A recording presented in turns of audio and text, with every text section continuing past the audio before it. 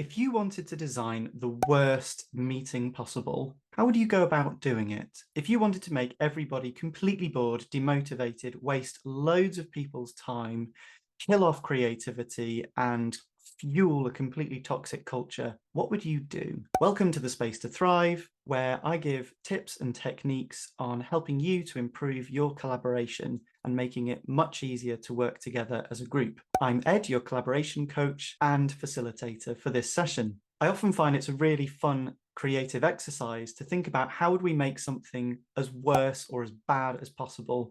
And that way we can often flip those things around and turn them back into something more constructive. So in this episode, we're going to be going through a list of things that absolutely we should avoid doing in meetings at all costs and work on them where possible. I wonder if you recognize some of these things from some of the meetings that you have been in.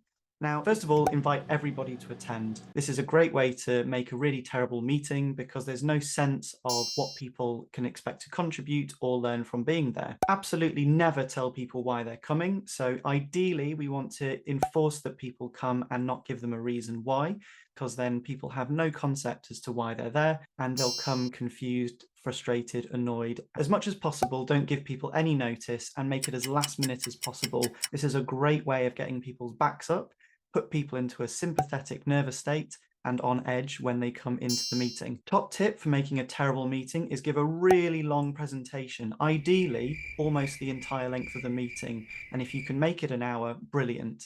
Long presentations really suck for people's creativity and engagement. They say that around less than 10%, perhaps 9% of what people hear, they actually remember. So the vast majority of the time it's going in one ear and out the other. In your presentation, also remember, don't include any visuals and just ram each slide full of as much text as possible. When your presentation goes really badly wrong, I highly recommend playing the victim card here. Tell everybody that they're wrong and that you're absolutely right. And the reason that they're not getting it is because they're not engaging in the content. When somebody puts their hand up to ask a question, shoot them down and don't answer their question. If you do, go in a very long roundabout route, covering up the fact that you don't know the answer. Never be vulnerable about the fact that you don't know. Keep talking and talking and talking until everybody looks like they are part of the furniture. When you see the energy in the room sinking completely, the best thing to do now is to make a joke about someone in the room, someone that's not in the room, or start gossiping wildly about a colleague or somebody in your friendship circle. Tell a bad joke, or perhaps even about other people in your sector, perhaps competitors. Now, at this point, it's really helpful to shift into a persecution mode if we want to make a terrible meeting. And by that, I mean we need to start blaming everybody, all the people, all the places, all the things, and all the systems that we have outside of our control. So having shot down people earlier in the meeting, explain back to them again something that you think you heard from them and explain to them how something works, even better if it's a really core part of their job, and talk some more and more and more at people. If you want to mix up the talking, why don't you start bragging about how amazing things are? Throw lots of numbers at people and tell them how incredible you and the team and the organization are, despite the fact that that might not be the experience of people in the room. As we're upping the levels now, a great thing to start doing is shouting at people if they're really not getting it. As your frustration rises, why not let it out with everybody else? Just show them how annoyed you are. Then magically switch into being incredibly toxically positive. And by that, I mean just bombard people with positivity. Just tell them that it's all going to be absolutely fine, that there's no real issue to deal with here. Just tell people they need to have a positive mental attitude, and that will go really well at this point. And remind people that if they are struggling in the room, it's because their attitude is not good enough. Okay, so at this point in the game, we're probably 50% over the time now, so just keep going. Move into a rescuer phase now. Absolutely do not record any actions at all.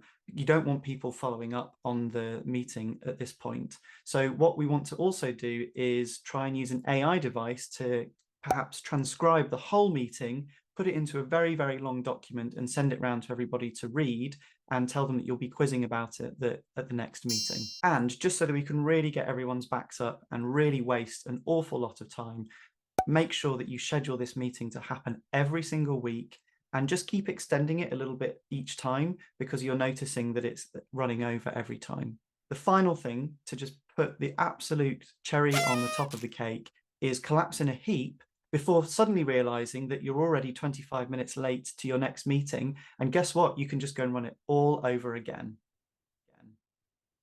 Okay, so that is how I would design the worst possible meeting that we can go to. However, what's kind of interesting about that is I wonder if you recognize some of these things from some of the meetings that you have been in. Now, if you do, don't worry, because there is hope. We can change these meetings. And remember, let's have a bit of compassion, right? Nobody teaches us how to run meetings. Nobody teaches us any of this stuff at any point. We're mostly learning from our experiences. And most of the time, our expectations are so low, we're tripping over that bar every single time we walk into a meeting. Now, by raising the expectations up a little bit, it might sound like there's going to be quite a lot of work involved. And that might be true in the first instance and at first, because of course, as soon as we try and change anything, the first time that we do something, things slow down and we might have to take a bit of time. However, with just making some very small improvements, 1% perhaps each day, we can start to transform these meetings over time. So have a think about this. If you really, really notice lots of these things in your meeting, you're actually wasting so much time anyway. Imagine there are 10 people at the meeting. Imagine that everyone's paid, I don't know, 10 or 20, let's say £20 or dollars an hour. There's 10 people at the meeting and you have an hour-long meeting. Okay, so that is already £200 or $200. So for you to now spend maybe an hour or 40 minutes or 30 minutes planning your next meeting, working out how to remove some of these elements, which are very easily removable, then you're already starting to gift back time to people and start to increase productivity. As we make these small adjustments and start to perhaps change how we are, our presence in meetings, we can then start to build our collaboration and productivity. If you're interested in getting started with this, I've actually made a video on one of these topics already, which is around the art of decision making in groups. Why don't you go and check that out wherever it is on screen right now? And also, if you're really interested, I've made a short course about how to do a meeting makeover. And again, all the links are in the description below. I've had a lot of fun making this video today, and if you are enjoying this video and the channel, please consider liking and subscribing to my channel. You can do that by clicking the subscribe button, liking this video, and that will help tell the YouTube algorithm that other people like you would really benefit from watching it, because come on, let's all be part of transforming the way that we make our meetings happen, right? What are the tips that you would give if you were trying to make the worst meeting possible? Add them in the comments below. Thanks so much for watching, and I look forward to working in a more collaborative world.